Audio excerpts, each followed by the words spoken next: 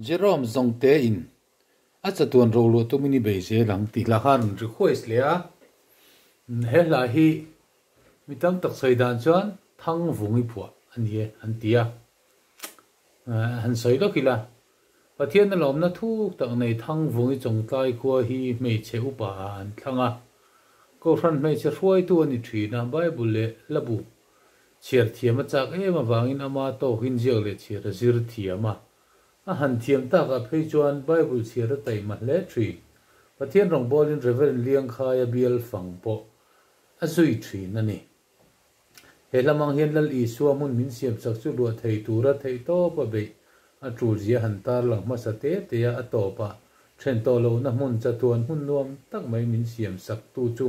faklet toy moi tru zia thu in atlang ko mani a chatuan ro lu tu mini be je lang ti lai sai tual khuwa la phu thiam ngur to na phu ania nian soi boka a fano pi than joli te pu zo ku ngote chuan ngur to na phu ani in an soi ni chu wangin hei puar ro na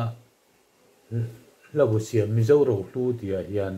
an pani ming hi da ko ani la thatak mai la moi tak mai ani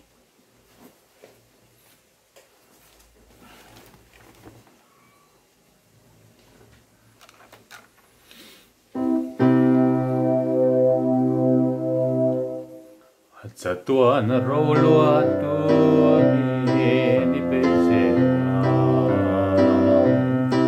ngai na lo len lai ya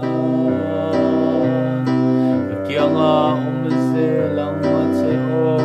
ka chandam tu na o lim na ra mi pa nang sol len na I had te zongkim naturam ki le moi na tin reng po hi alaralla choi lo wang sa tuan lam na chu an fil ze lang thang thar thlengin arama kin lo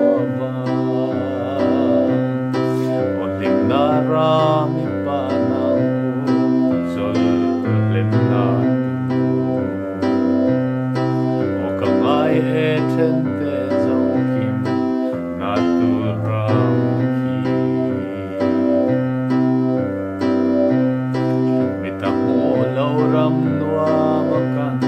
ta na buat sai panzelang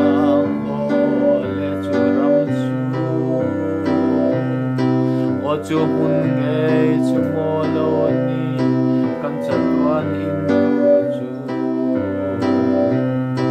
o tim na ra mi pa nang sol len na o ka mai he chen te zong kim na tu ram ki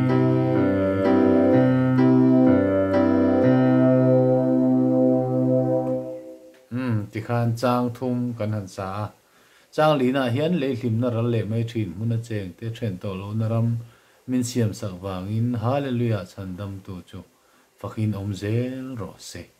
ati ni du to le phot mayang